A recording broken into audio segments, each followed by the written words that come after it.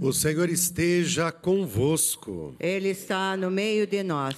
Proclamação do Evangelho de Jesus Cristo, segundo São Marcos. Glória a vós, Senhor.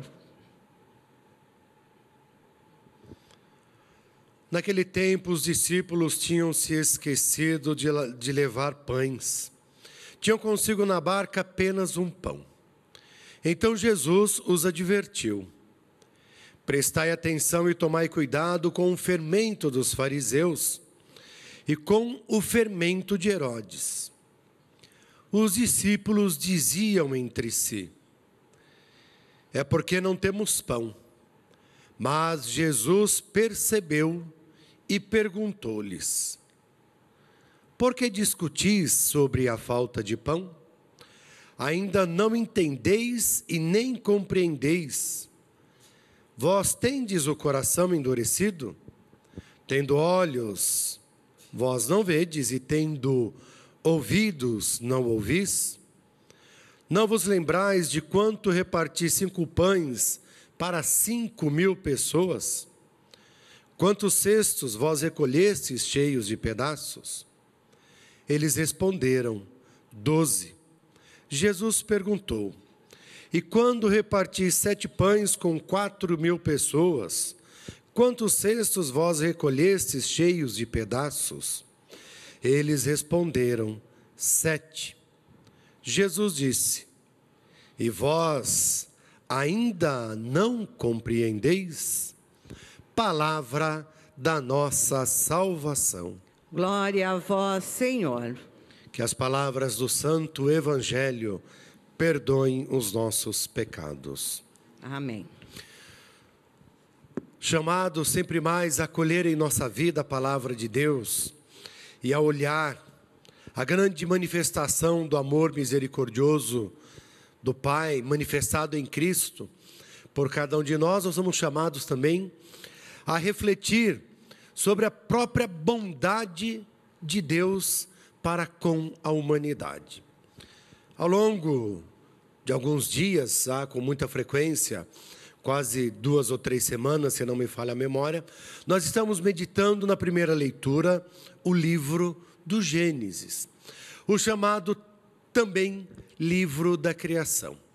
E vai narrando toda a obra de Deus, todo o ato de criação, toda a beleza desse ato, vai mostrando a falta de obediência do homem à palavra de Deus, vai mostrando justamente a ação de Deus em relação a tudo isso, até chegarmos naquilo que acabamos de ouvir, que é justamente o grande desejo de Deus pela decepção com o ser humano de realmente exterminar, tirar do mundo o gênero humano, tirar a obra mais perfeita que Deus fez, a obra feita à sua imagem e à sua semelhança.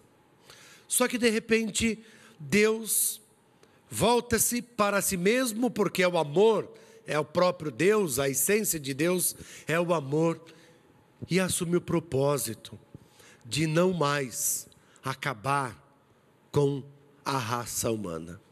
E aí então olha para Noé e vê nele aquele que realmente, por obediência à palavra de Deus, alcança, como Maria, lá na frente, graça, e vai ser o responsável para então continuar, ou melhor, manter aqui na terra, não só o gênero humano, mas toda a criação.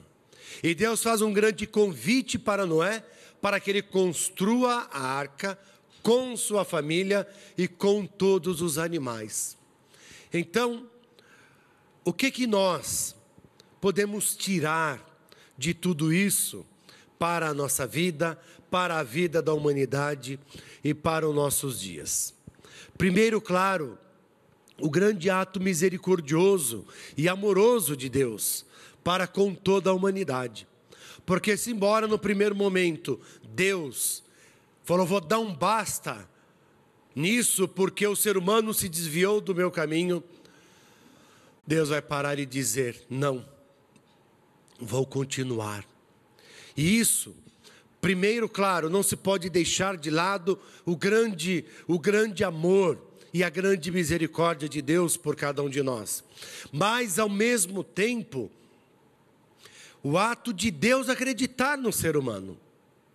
Então, mesmo diante das nossas fraquezas, mesmo diante das nossas limitações, mesmo diante de tantas falhas, tantas coisas que nós temos, Deus acredita e confia em nós. O que nós não podemos é endurecer o nosso coração para Ele. Porque se endurecemos o nosso coração, nós nos perdemos diante de Deus e caminhamos segundo a nossa vontade, segundo os nossos desejos, e foi exatamente isso que aconteceu, e exatamente isso que acontece com parte do ser humano. Acha que pode tudo sozinho, caminha ao seu bel prazer, coloca-se no próprio lugar de Deus, só falta dizer: eu sou Deus.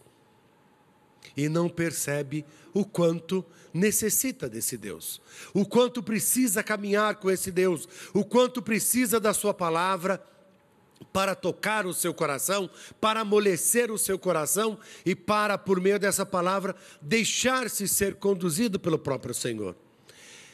É por isso que Jesus vai advertir e chamar muito, mas muito a atenção dos discípulos.